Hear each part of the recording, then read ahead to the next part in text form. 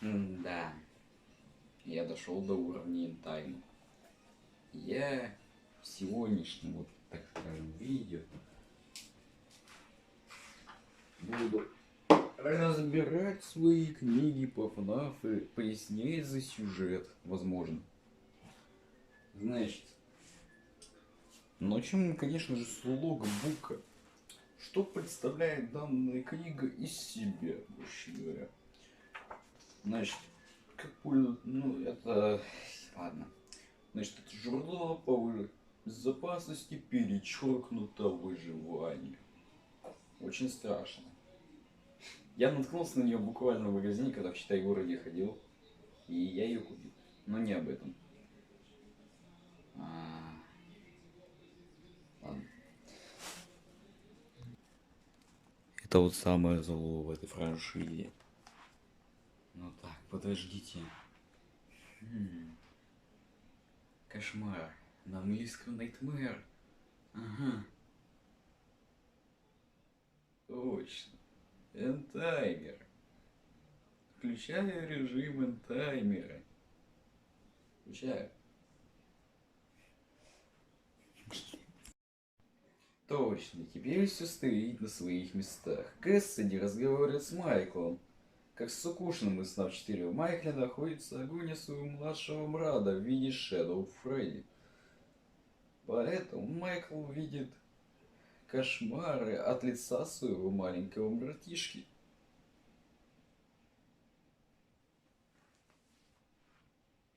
Сапа становится в 4 и в целом начинает чувствовать себя как плачущий мальчик.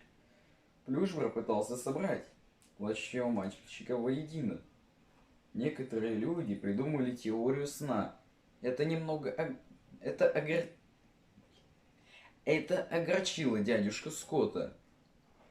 Но когда он высказал свое мнение, все вдруг зашевелились. Но когда вышел на Sister Location, как вы знаете, то все внимание ушло на эту часть, а про ящик из снов 4 все вдруг забыли.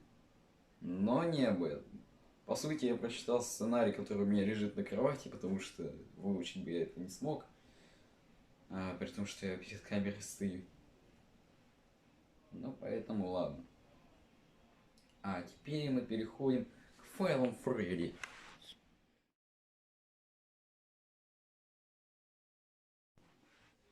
Да. Я купил специально 2 издания файлов Фредди. Но по сути, они ничем не отличаются. Кроме вот этого, где есть FNAF UKN и Help Wanted. Поэтому это издание нам нафиг не нужно в этом видео. И проще говоря, что нам обещает Скотт Коудер. Из этого официального путеводителя поклонники игры Five Nights at Freddy's узнают тайные сведения обо всех аниматрониках, получат советы по прохождению уровней, увидят скрины редких моментов игры, познакомятся с теориями, которые не один год существуют вокруг этой загадочной игры, и даже получат ответы на некоторые свои вопросы. Добро пожаловать в пиццерию у Фредди Фазбера, полную тайн. Если вы до сих пор гадаете, был ли на самом деле УЦ 87 или 82, да, разрывайтесь от желания узнать, кто же такой филитой парень. Да, и золотой парень. Ой, золотой парень. Золотой Фредди. Тогда эта книга для вас. Все доказательства собраны под одной обложкой. Окунитесь в ни на что не похожий мир игры. Five Nights at Freddy's. Ого, я нашел теорию. Теория фанатов это я. Меня эта теория разрывает. Эта фраза точно. Навязчивая галлюцинация снова и снова появляется на протяжении всей игры до таблички пиратской бухты на стенах восточного коридора при появлении Золотого Фрейя, а также в виде коротких кадров самой первой ночи, получив оплату чеком. Вы узнаете, что его зовут Майк Шмидт. Возникло несколько теорий, связывающих эту фразу с Майком. Души детей насмехаются над Майком. Майк как-то связан с детьми, возможно, он является родителем или родственником одного из них, нанес и работает ночным охранником, чтобы получить доступ к пиццерию. Майк и есть убийца, либо еще как, причастен к смерти детей, ему мерещится эта фраза, потому что в его подсознании бьется чувство вины. Такой ответ, что он убийца, в общем, такой ответ, что называется, притянут за уши. Все же объясняет, почему аниматроник так стремятся убить Майку. Объяснение телефонного парня Бренда Скотт совершенно не вяжется с событием игры. Например, Бонни периодически заходит в помещение рядом со сценой, видит лишенные костюмы на скелета и даже не пытается запихнуть его в костюм. Класс. Но полного ответа, к сожалению, я не получил на своего разворота. Почему вдруг it's me? Но не об этом. Деньги я свои зря не потратил. Все-таки мне не жалко их. Ведь у меня есть какой-то мерч по ФНАФу. Но не об этом.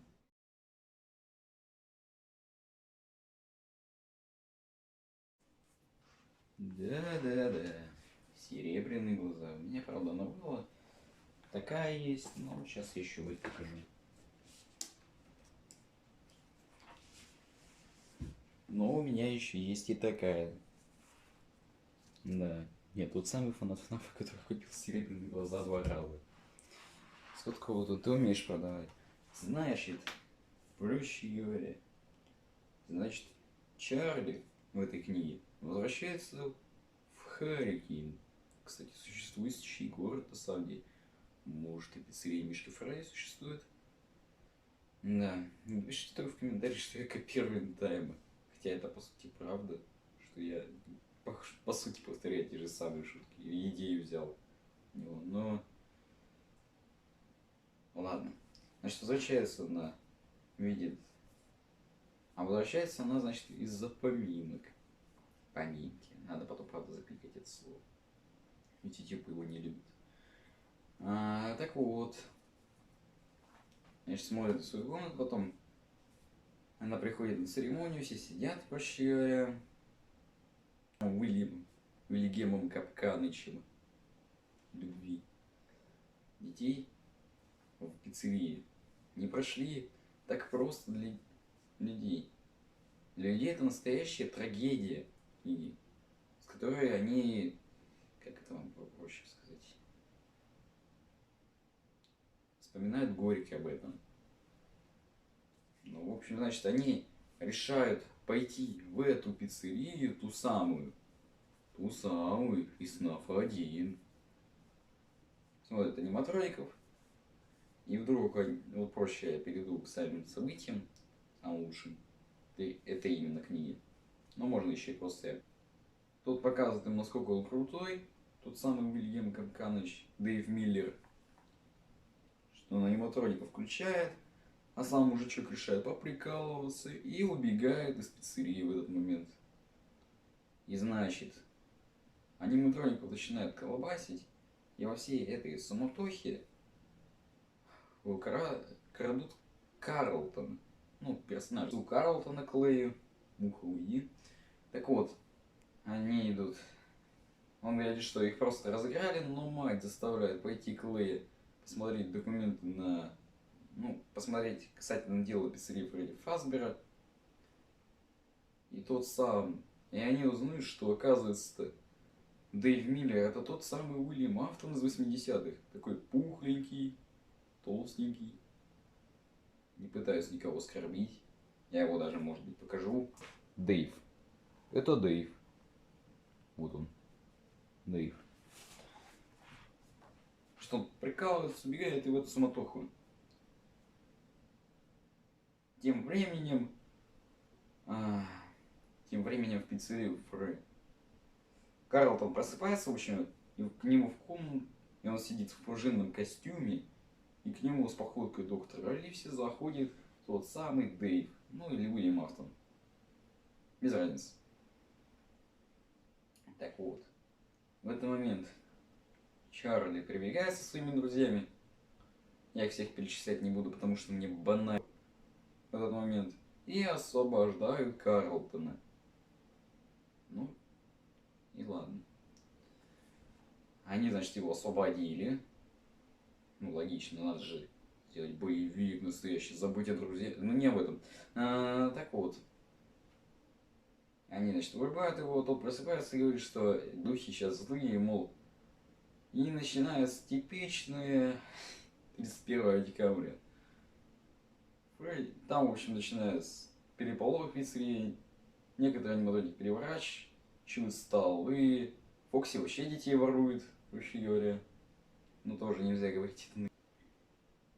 Значит, и что? А ничего. В общем, туда врывается этот отец Карлтона. Значит, они уходят, но Дэйв просто так не собирается отпускать нашу Чарли. Не-не-не-не-не. Если бы он их отпустил, это было бы слишком просто. Нет, там нельзя так. И он берет и начинает душить его.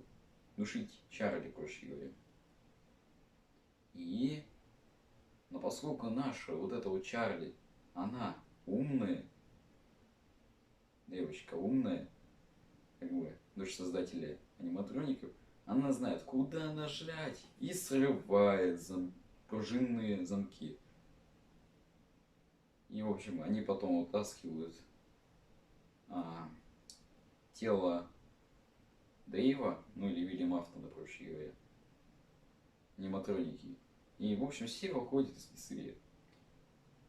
Ну, вообще, рассказ неплохой, но частое объяснение этих, как проще сказать, подростков именно, объяснение, оно задало бы слишком.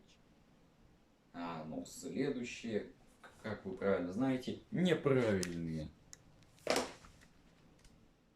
Неправильные. Сюжет начинается, проще говоря, с того, что по Харрикину начинают происходить куча убийств. С такими же шрамами, как у Уильяма Афтона. Картинку прикреплю вот где-то справа от меня, для вас слева. Постараюсь прикрепить. Я ничего не обещаю, но я постараюсь.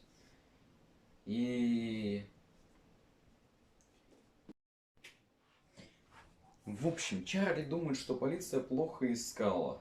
Они приходят в пиццерию, видят след от когтей, заходят в комнату, видят там Спринг Бонни, которого Афтон, смотрят на него и уходят из пиццерии.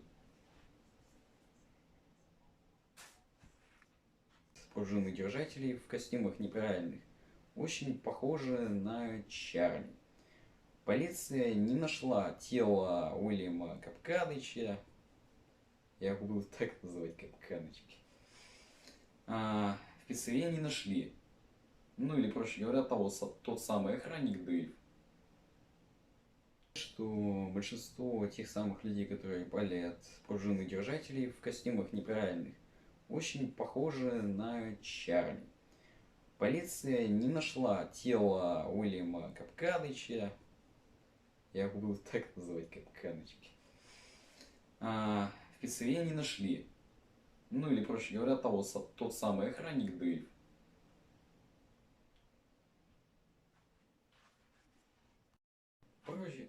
Проще говоря, нашу Чарли находит неправильный Фредди. И, как бы так попозже сказать, сглатывают ее к себе желудок. А там наши старые добрые пружины. Из того самого костюма Спринг Трапом. Ну или Спринг Бонни, проще говоря. То есть, если ее задеть, но вы знаете, если вы фнафер, если вы не фнафер, то наблюдать только куда идет робот, потому что она не может пошевелиться, потому что если она пошевелится резко, то ее могут захлопнуть пружинные замки. Это самый лучший момент из вот этой вот книги именно. В этот момент они приезжают домой, они видят, что Чарли нет, Клей. И они, значит, приезжают в старую пиццерию, проще говоря, и берут старых аниматроников. Ой, не в пиццерию, в подвал Клея. И вот их, они вдруг просыпаются, спрашивают их, потом они просыпаются и убегают из подвала Клея. Когда слышат имя Уильям Афтон, они начинают, проще говоря, трястись, встают и убегают. В общем, они решили проследить за роботами, и они попадают в ту самую пиццерию из FNAF 2. И тут даже, и в этой книге И в этой книге, то есть, там еще есть всратая версия Балунбоя. Ну, в общем, наша героиня Чарли выбирается из тела неправильного Фредди, и тут выходит Спрингтрап, и он рассказывает. В общем, Спрингтрап выходит и рассказывает о том, что это он контролировал неправильных аниматроников. Уильям Афтон попадает в пружинные замки, он до сих пор разговаривает, хохочет и рассказывает все свои злодейские планы. Афтон Фуффелшмерц. Он как раз управлял неправильными аниматрониками. И он видел через их глаза и собирался вытащить себя из той коробочки, в которой он застрял.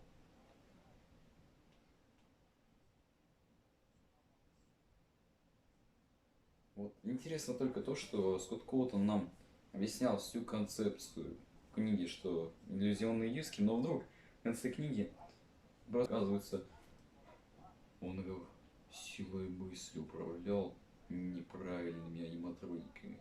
Вообще. И она бьет его кочергой, и он говорит, что что зачем ты забрал моего брата, а Чарли говорит, я его не забирал, я забрал тебя. В общем, что пиццерия начинает обваливаться, наш Фуффелшмерц сбегает, то есть Спринги Бонни. Бегает, пиццерия начинает обваливаться, они бегут, всю пещеру, а они видят те же самые ямы, и вдруг они знают,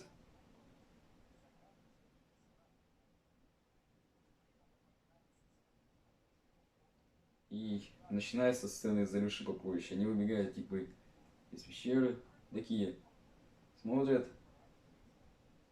и за нашей затупившей героини ее сжирает, как вы думаете, кто? На раздумье дается 5 секунд. Правильно, неправильный Фредди. Ладно. Чарли больше нет с нами, потому что вы все поняли, если слушали меня хорошо, если не слушали, переслушайте. Не моя проблема. Ой, не моя проблема, ну да ладно. Неправильные, по-моему, стали лучше в атмосферном варианте, чем серебряные глаза. Да и страшнее. Про книгу, то для них это будет, возможно, нормально.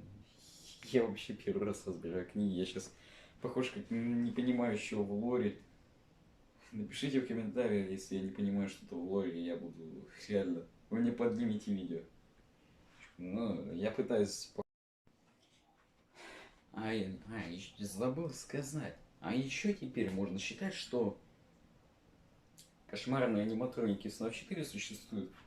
Просто, оказывается, Уильям Афтон нацепил те самые иллюзионные диски на скелеты и ходил и пугал маленького плачущего мальчика. Приколист Уильям Афтон, да. Но это ладно.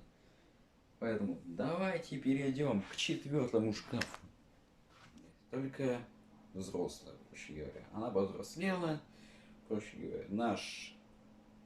как его там? В общем, наш персонаж Джон становится суровым, работягой, думером. Его увольняют общество с работы, потому что он очень грустненький. Слишком грустненький. Ну и, в общем, он пытается, как это проще сказать, вывести на воду новую Чарли. В общем, узнать, как она выжила там. В этот момент, проще говоря, Клей ее съемки, но все... Ой, не съемки, фотографии, но все фотографии кажутся размытыми. И потом к нему домой врывается, как вы думали, Чарли, и она избивает его до такой степени, что он отправляется в больницу. Да. Градус безумия в этой книге повысился, между прочим. Хотя неправильные тоже там есть безумие. Ну ладно.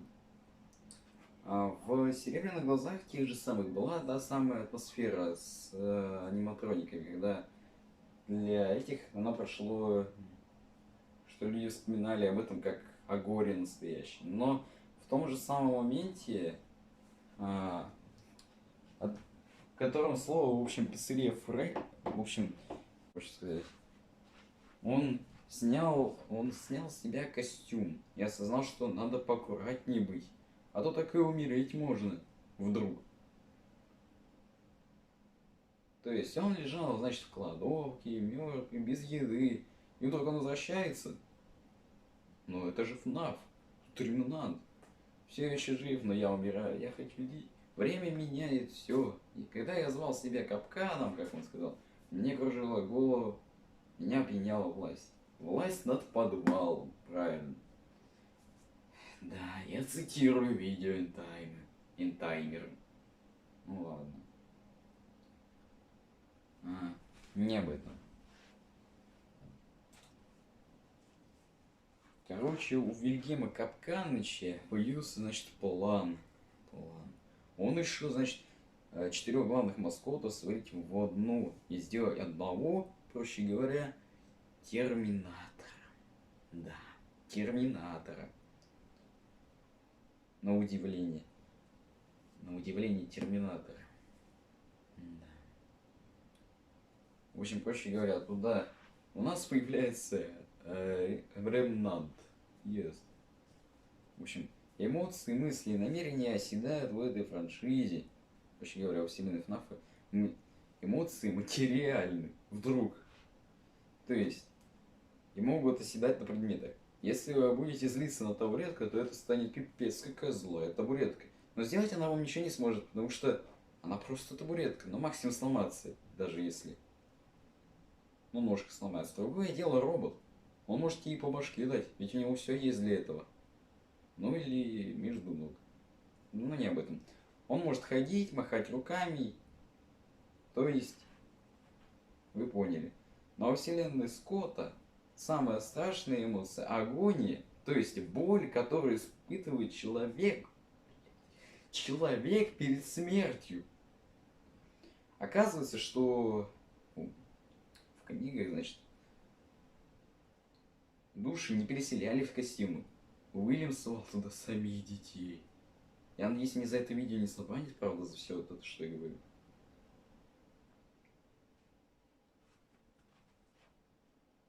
То есть остаток — это по сути то, что от них, как это правильно сказать, осталось. Суть-то в чем? Ремнант позволяет оживлять неживое. То есть может поддерживать жизнь и в живом организме. То есть получается, он, значит, в раз в этот сплав пустил. Начал отрезать по кусочкам себя, блядь. И засовывать в этого терминатора. Да-да-да. Шизосюжет. Но полностью засунуть себя в костюм он боится. Конечно. Че еще? Ушел нож. Нож в тебя. Если тебя сбила машина, не беда, ремнант ушел в машину, а из машины в тебя. Тебя ударило током. В ток вошел ремнант, а из тока ремнант вышел в тебя. Ну, может, неправильно. В этот момент, значит, наши герои приезжают в дом к матери Чарли, которая ее растила. И вдруг они находят, как вы думали, кого? Правильно, настоящую Чарли. Оказывается, что вот эта вот Чарли, она была не настоящая, вот эта вот женщина Чарли. Шизосюжет. Нет. Оказывается, что Чарли робот, да. Значит, после убийства Чарли и Уильям, он сделал 4 версии своей дочери. То есть ребенок Чарли, подросток Чарли и Чарли женщина, проще вот так вот объяснить. Я надеюсь, я никому не мешаю, потому что я очень громко говорю. Так вот, я уже хочу эту книгу выкинуть в прямом смысле куда-нибудь. Дальше. Значит, когда он создавал первого Чарли, он был грустненький. Грустненький был. Потом на второй он был веселее. Ведь, проще говоря, во ФНАФ эмоции оседают на металле вдруг, да. Как я понимаю, вот люди, те, которые не шарят за ФНАФ, как же им это сейчас сложно понять. Реально.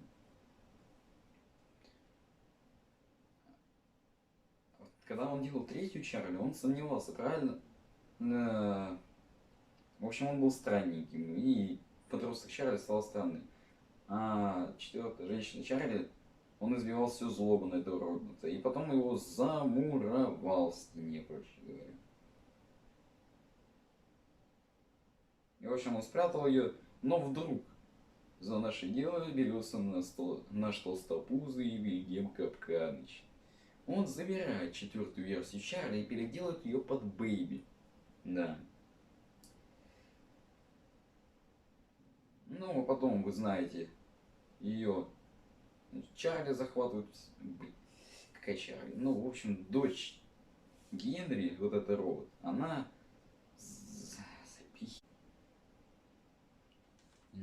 да, главная героиня всей трилогии это робот. Но странно то, что Скотт Колтон даже не догадался намекнуть. Он мог сделать какой-нибудь намек на то, что Чарли робот. Не знаю.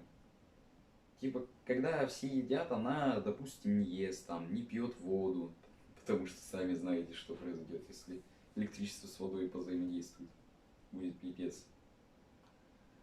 В общем, можно было намекнуть. Да. Но Скотт Колтон не намекнул, к сожалению. Большому. Как же меня это уже бесит. Я сейчас все глаза затру из аллергии. А еще странно то, что у нее происходит регенерация кожи. То есть, вот помните же, когда воткнули в первой книге Чарли руку поранили, то у нее, значит, есть лейкоциты, которые заживили ей руку. Да. Она ходит еще мыться ведь Чарли. Видимо, Генри настолько гением был, что он смог создать организм настоящий. Биологи... Ну, я не знаю, как это объяснить. Как вот в этой вселенной это работает? У нее есть мышцы, у нее растут волосы. Я не знаю, что Скотт делал в тот момент, когда создавал эту книгу. Еще и сделал вечный двигатель. Что она не ходит на зарядку, там, я не знаю. Чего можем? Чё? Или мы в киберпанке находимся здесь? Я не знаю. Можно было продумать сюжетный поворот. Сказать, что Чарли робот, да. Я уже повторяюсь банально. Я не могу. Но мне еще рассказывать две трилогии. Две. Ужасы Фазбера. Еще тайны пива Плекса вдруг. Потому что я так решил, потому что Энтайм этого не делал. И я решил, по сути, дополнить его сказ. В какой-то мере. Что могу сказать?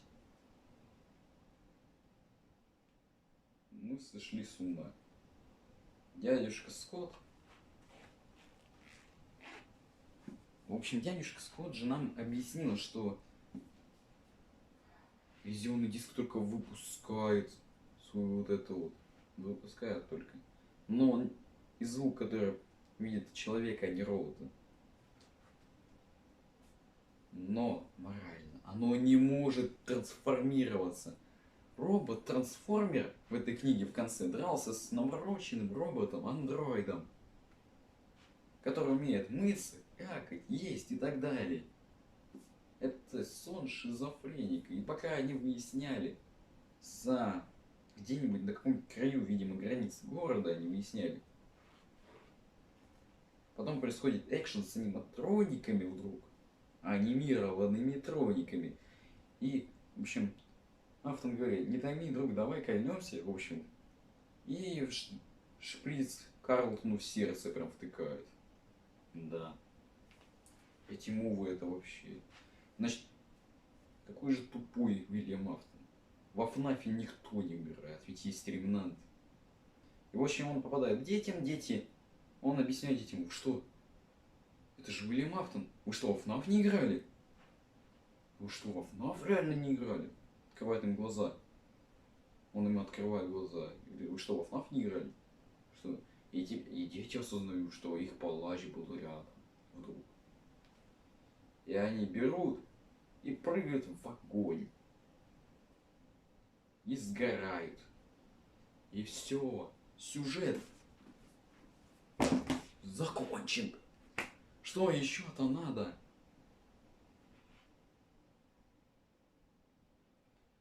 Чарли кильнулись?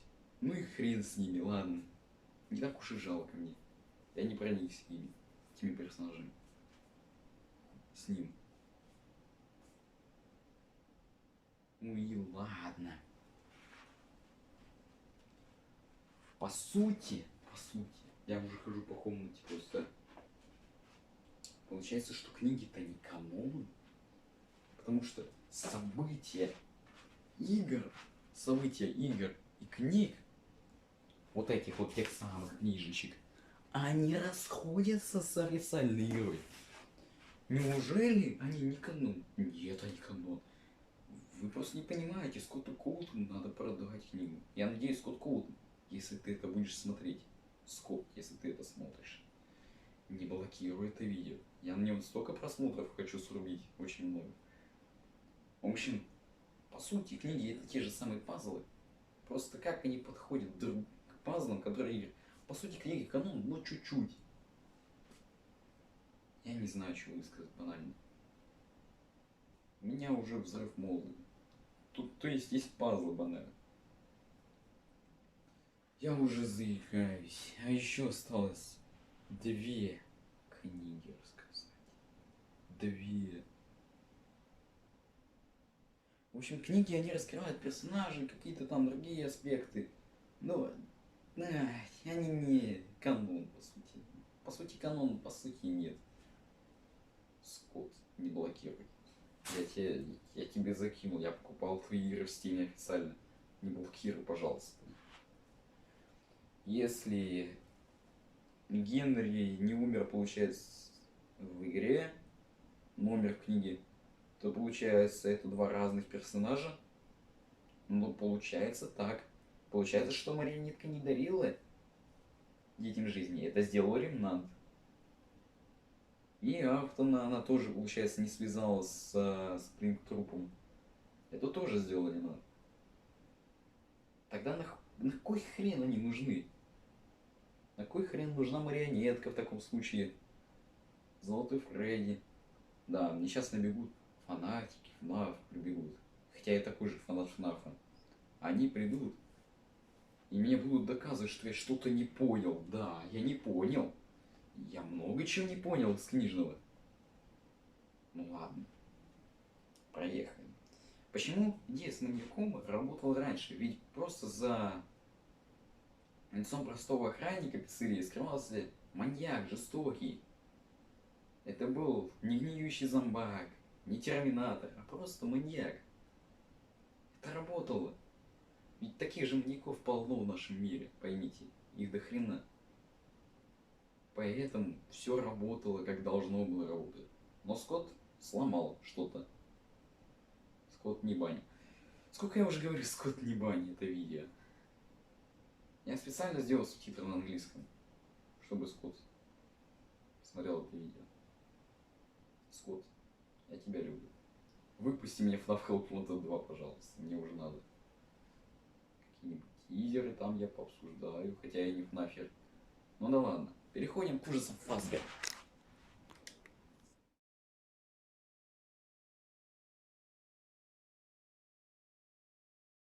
Так, ну значит я взял те самые ужасы Фазбера. Значит, наш добряк Скотт выпускает вдруг новые книжечки ужасы Фазбера. Но в России пока что их только 4, поэтому я их и разберу. Ну и тайный пиццеплекс попробую разобрать. Я, конечно, не обещаю, что я что-то буду там шарить. Мойка. У меня вот тут час 35. И подойди ближе. Но они нам не нужны, мы сконцентрируемся на первой книге. В общем, во всех таких книгах по 3 рассказа. Я расскажу первый. В этой книге, значит, у нас был один пацан, который ходил в пиццерию, они, значит, были на сине, ну да ладно, не об этом. Что-то краткое. Значит, он узнал вдруг, что в бассейне с шарами есть телепорт. Да-да-да, он телепортируется. 1985. Бред сумасшедшего, ну да ладно. Ладно. Ничего против не имею. Я не хейчу ужасы Фазбера. Это Ой, это неплохие книги. Они хорошие. Я их обожаю. Вот, потому что это была моя первая книга, которую я купил по ФНАФ. То есть это вот ужасы Фазбера в бассейне. Я не хейчу их ни в коем случае. Но просто мне некоторые моменты непонятны. Значит, телепортируется он, где там дети развлекаются, все так. Я вот просто быстренько рассказываю. Потом он видит маньяка, того самого зайца, Уильяма Афтон, видимо, опять огонь не выпустил свою лимонад, что костюм Спрингтар походит с плотью внутри. Ну и ИТП Бонни, ITP Бонни, в общем. Потом он уходит оттуда, и, значит, этот заяц догадывается, что, видимо, в бассейне с шариками телепорт. Приходит он, значит, в следующий раз в эту же пиццерию Джеффа, по-моему, Джефф, если я правильно помню, тоже читал давно уже. Джеффа. И там, значит, ну да, он телепортируется опять в 1985. Все аниматроники вырублены, и, значит, они убегают от того зайца, и тот заяц зовет его показать свое злодеяние, где он кипнул 5 детей. Да, аллегория на игры, короче говоря, или на серебряные глаза, но, в общем, ему не нравилось. Там были, значит, дети, ему не понравилось, он начал убегать, а заяц за ним побежал. Ну да, конечно. Побежал за ним, он прыгает также в бассейн с шариками, проще говоря, он выныривает облик отца, то есть байте вот этого пацана, то есть имитирует его образ, типа мимика, проще говоря. Да-да, мимик, только ATP Бонни. Не об этом. Значит, он имитирует, они едут домой, проще говоря, как проще бы этот рассказ рассказать. Они, значит, берут. Он решает, что надо этого зайца, он боится этого зайца, и, в общем, надо своего батю вернуть настоящего. Правильно. Что он делает? Бежит в пиццерию. По-моему, поздно ночью или днем, я не помню уже.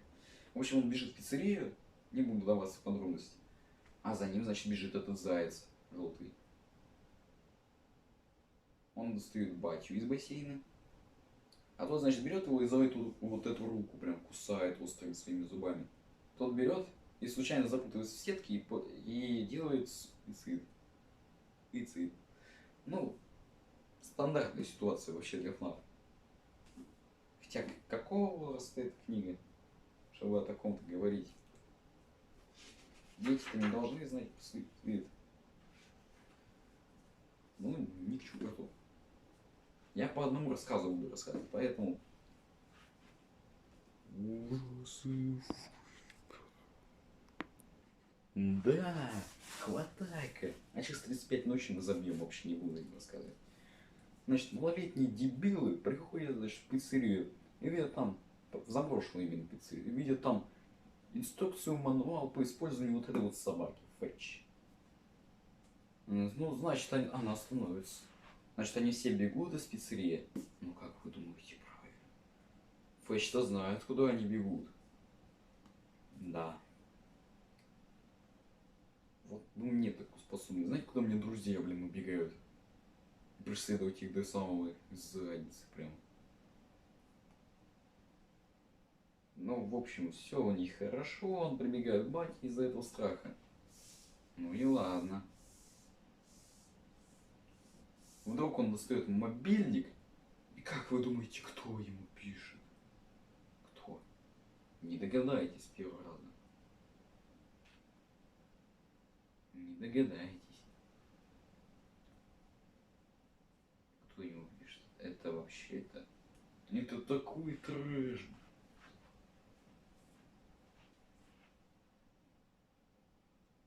Ну, в общем, пишет Фэтч. Значит, он помогает, по сути, этому. То есть он ворует в магазине, по сути. Там он убивает. Ну и один раз он на день рождения ему на Новый год подарил таракана. И, в общем, он написал ему с Рождеством.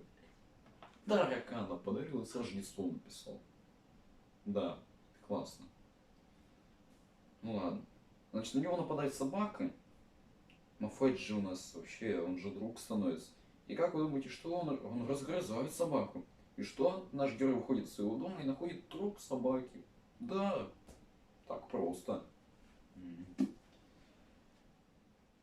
А мне стоит уже тайный пиццеплекс рассказывать, когда здесь уровень всего этого. И значит, он идет мешок мусорный и хранить это тащит, по-моему. Или в мусорку кидает. В общем, избавляется от этого трупа. В общем, ай, блядь, я не могу сказать ничего. Значит, они идут обратно в пиццерию, в ту самую пиццерию. Мишки Фреды.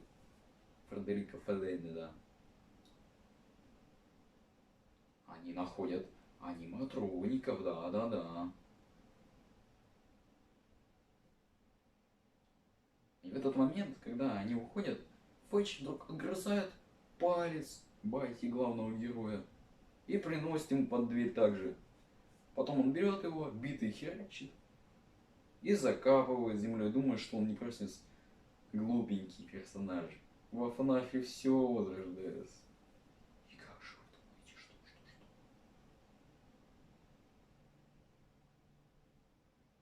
Все так просто не бывает. Это жесть. Полная жесть.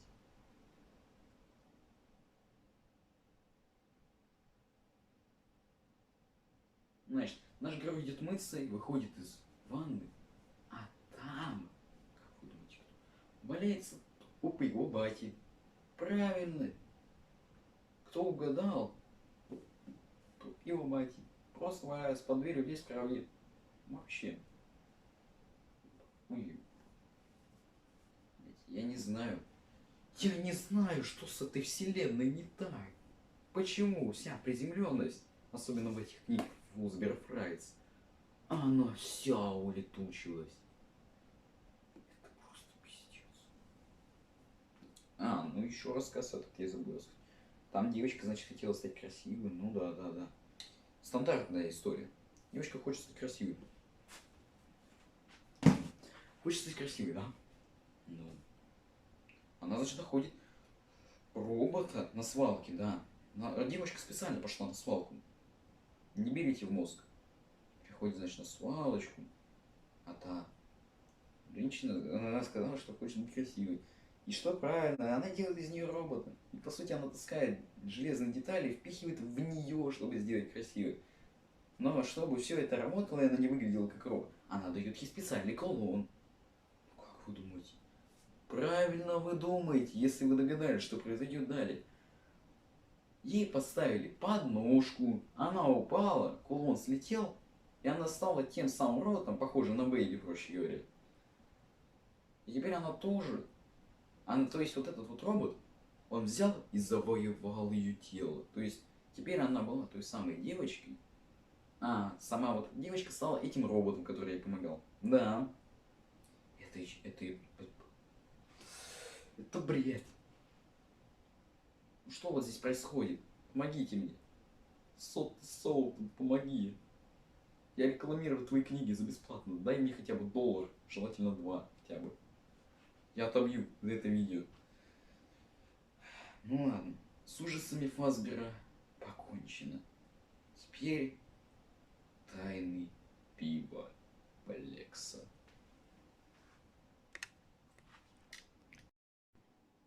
Да, я перескочил. Я не рассказал про Фэтча, то есть, как его там, Хватайка, по-моему, на русском. И часы с 5 ночи. Давайте скакнем позже. Значит, была у нас семья вот такая вот. Значит, мать, сын и еще один сын. Подробно, да? Ну ладно. Ну вы поняли, в общем, суть. Значит, любили они ходить в пиццерию Фредерико Феллини. Фредерико Феллини любили они ходить. Значит, его брат, проще говоря, да, удивительно, он боялся аниматроников. Не кажется ли вам, что это параллель снов 4? Но не суть. Завис. Так. Ну, в общем, он пугает его, и там, значит, он заводит его в специальное заведение, ну, в спецкомнату, и там, в общем, не убивает. Стивена Аферта, который подумал, что он Уильям Афтон, реинкарнация. Нет, точно не так. Он заходит в комнату, и там они находят Фокси. Но только он сломанный, видимо. Потому что он там сказал, сначала нужно потерять глаз, потом руку, потом это. В общем, он хотел оттяпать эти конечности. И, значит, Фокси захотел так, чтобы вселенная работала на него. This is how mafia works. Ну, не об этом. Значит, вообще говоря, пытался, за всю книгу пытался оттяпать, то болгарка со стройки упадет, так случайно болгарка упала со стройки, вообще случайность, то вообще ему чуть тесак не падает на него. Ну не об этом тоже. И вдруг, как вы думаете, что? Правильно, мать записывает своих детей на то, что если они умрут, то они пойдут на органы. Да. Мать у них прям хорошая. Видимо, Фокси вселился в мать прям. Да. Проще говоря, Фокси наслал Порше на них. И реальность начала плясать под его дудку. Проще говоря, я не знаю, как объяснить этот бред.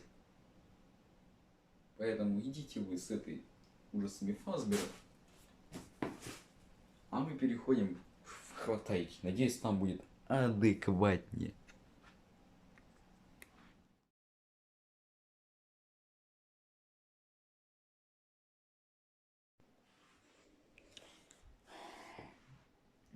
Я вернулся, да. Книги по Мише Фредди. Но не в этом вся суть. Я пришел рассказать рассказ GGE. ГГИ, проще говоря. Ну, что мы можем рассказать? Нам в этом рассказе рассказывают Григория. Раскрывают. Да. Вдруг его раскрыли. Мы теперь знаем хотя бы, что он не бомж. Значит, он учился в школе хотя бы. Это уже дает что-то. Но не об этом. Значит, мы узнаем, что он взломал карту пропуска. Взламывал аниматроников, взламывал игровые автоматы. И что еще он делал? Если я это расскажу, Fazbear Entertainment меня точно кильнут.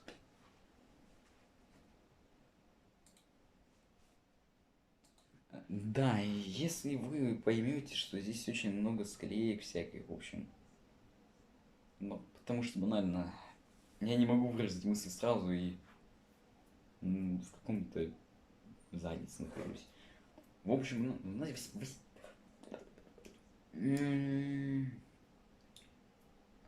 в общем, нам раскрыли в рассказе, что Григорий убийца, да.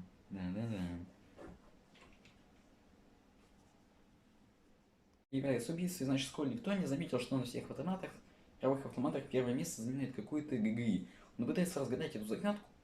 Проще говоря, кто же такой ГГИ входит в свое расследование, знает, что этот загадочный игрок взломал карту памяти и охраны, взломал аниматроников и сами автоматы, к тому же приводил с собой несколько людей, и эти люди пропавшие психологи школы Тони. Да, я посмотрел Тайм. И в конце концов он узнает, что этим самым опасным хакером является его одноклассник Грегори. Да.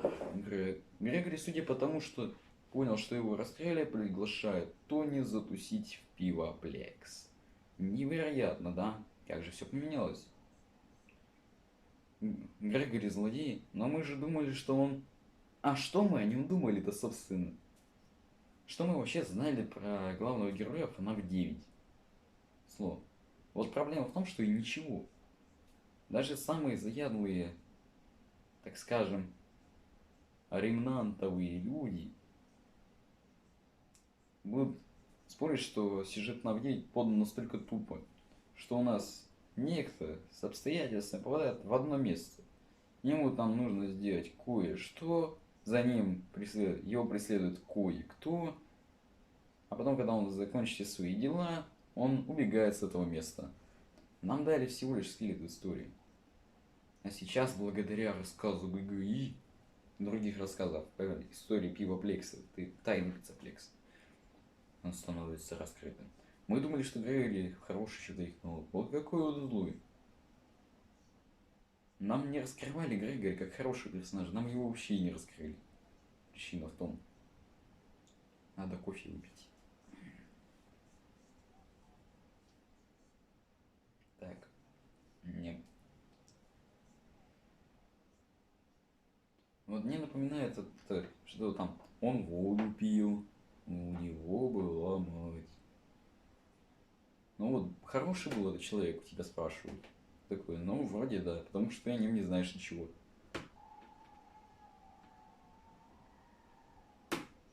Да. В общем, есть еще один повод.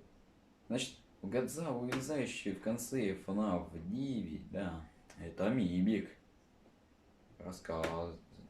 Я узнал о нем из книг, да. Абсолютно новый персонаж. Имитатор. А значит, у нас был, значит, этот техник из Fazbear Entertainment. И он, у него, значит, был ребенок. Значит, и у него был, значит, ребенок, и он часто не мог сосредоточиться, значит, на работе и на ребенке самому. Ну правильно. Может отдать его родителям? Нет. А давайте создадим аниматроника ему личного, который будет друга с продвинутым ИИ, который будет с ним дружить. Это...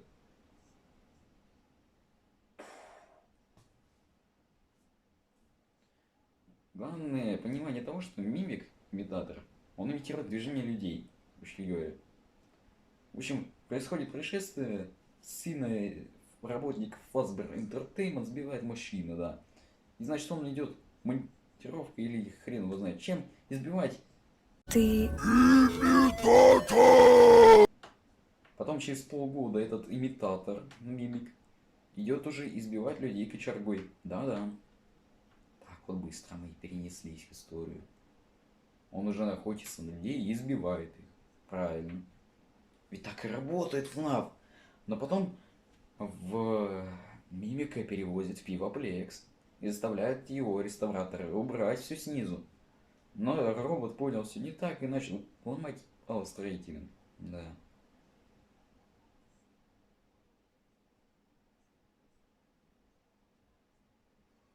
Что же я могу сказать по итогу? В принципе, интересно, но из-за этого все вот эти вот ваши аниматроники во FNAF 9, да, аниматроники, их контролировал мимик, имитатор тот самый. Имитатор. Все вот именно моменты с мимиком, они переполнены какой-то жестокостью. В каждом рассказе он какой-то расчленяет. В общем, он использует беспричинную жестокость, проще говоря.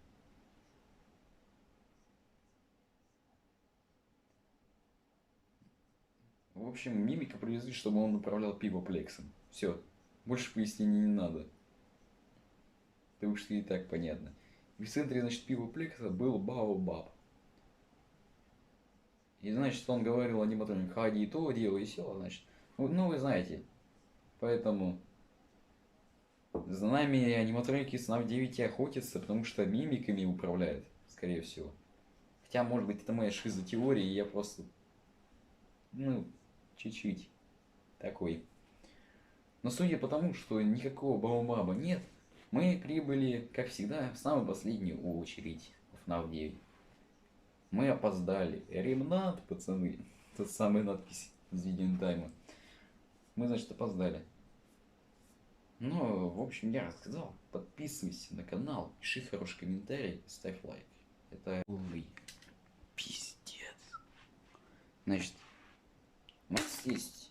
У нас, значит, женщина, она работает, значит, в больнице. Она работает уборщицей. Она решила сосредоточиться на исцелении. Она, значит, скребала серебро. Ну, в общем, у нее был такой клон, она скребала с его. Она замечала, что чем больше она серебра с этого клона срезает, то тем... Так, блядь.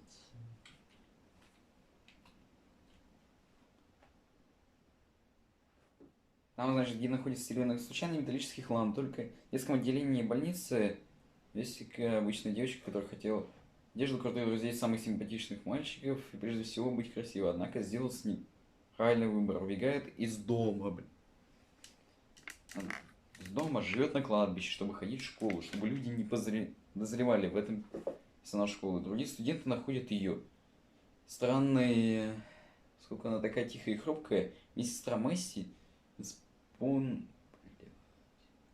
Джессика вместе с Робертом участвует в проекте по робототехнике. Она удивлена, что он нехорошо относится по сравнению с другими, которые запугивают ее. Джессика и Роберт продолжают общаться, пока работают над своим проектом. Уже 3 часа ночи я это снимаю. Где, чтобы сосредоточиться на своей цели. Но Роберт напоминает ей, что жизнь между тем в больнице выздоравливает, кроме новой девочки по имени Эйприл. Сотрудники также начинают чаще находить случайный хлам. Медсестра Месси подходит к отцу и они говорят, Джессике, причем отец Иери. Ей считает, что ей нужен друг. В конце отцов ловят, приглашают Джессику на выпускной больничный. В часовне она чувствует безумие, поскольку не понимает, преследует ли она всю ту же цель. Отец Иеремия предлагает выслушать. Она объясняет, что ее цель состояла в том, чтобы помочь другим искупить себя плохого выбора, который она сделала в прошлом. Я уже устал. Поставь лайк, реально. Объясняет, что можно сбалансировать отдачу другим, отдачу себе. Когда Джессика Хоя дарит шестеренку, там, где Джессика подходит к Эйприл, она рассказывает ей своей нынешней жизни. Поскольку Эйприл любит использовать. Представляет, что она снова понравилась Джессике. Думает использовать кулон, чтобы ей помочь. Но решает оставить его себе, чтобы пойти на выпускной бал. Позже Джессика расскажет вместе о своем выпускном вечере. И о том, как она нервничает. Значит, они подружились очень хорошо. Джессика выбирает идеальное сиреневое платье. Неделю спустя вместе решает навестить Джессику по адресу, которая указала свое заявление о приеме на работу, чтобы убедиться, что с ней все в порядке, но обнаружит, что это поддельный адрес. Тем временем Джессике, значит, снится сон, в котором, значит, существо собирает от того, как он заканчивается, здоровье Эприо сильно улучшается. Джессика, поскольку она решила помогать ей перед выпускным баллом, медсестра противостоит Джессике по поводу поддельного адреса, но в комнате Эйприл срабатывает предупреждение. Джессика идет молиться на выпускном балу. Она думает, танцует с Робертом, почувствовать свои ошибки, почувствовать счастье. К сожалению, когда Джессика идет целовать Роберта, на ней появляется Жиров. Все дети смотрят в шоке, а другие смеются над ней, и она уходит с выпускного бала, считаясь незаслуживает. Джессика возвращается в больницу, пока медсестра и Моисей Кулин обсуждают состояние Эйприл, личная жидкость стекает ее лицу. Когда металлические детали падают позади нее, они следуют за ней. Когда она идет в комнату, запирает двери, прежде чем поднять кулон и вытащить нож. Медсестра Месси пытается позвать Джессику, пока Колин... и в конце концов прибывает отец. Джереми, когда сотрудник открывает комнату, они не находят Джессику, а вместо нее груду металла. Металлических деталей, с которой какая-то вонючая жира. Окно заперто, персонала, замешательстве и сирене платья. И куча начинает молиться. Внезапно кардиомонитор начинает сильно и здорово биться. Да. И чтобы вы понимали, сейчас скажу вам, что это за рассказ даже. Это рассказ хрупкости. Скотт, у тебя все нормально. Я схожу с ума от твоих рассказов. В прямом смысле. Ну как она может надеть кулон? Видимо, там ремнант или олигу... Ну, ремнант, видимо. Спавнит детали. Да? В своем уме? В своем. Нет, я, конечно, понимаю. Но у меня есть одна претензия к тебе.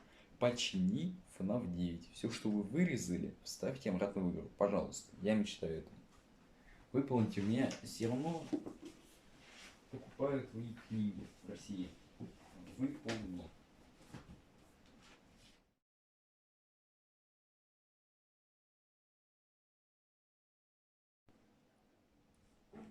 А, да. Забыл еще пояснить про файлы пива Плекса, да. Да. Забыл, конечно. Знаешь, проще говоря, это... Сейчас. Проще говоря... Сейчас. А то я чуть книги не уронил. Ко мне соседи придут.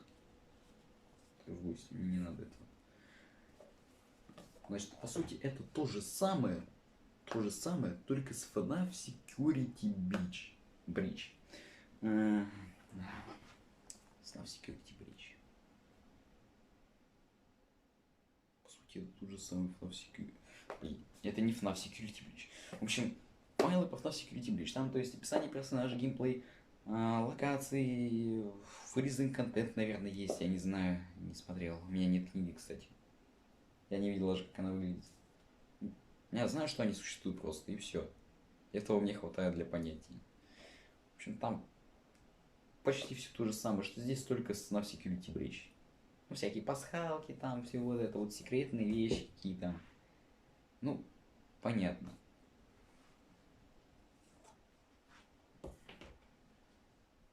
В общем, что я могу сказать? В принципе, книги по FNAF, они неплохие, наверное.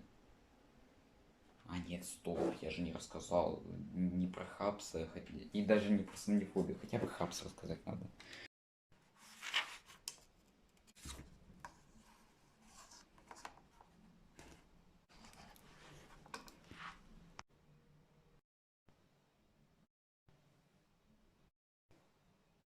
Как ты посмел сказать плохо о тайнах Вицеплекса и ужасах Фазбера?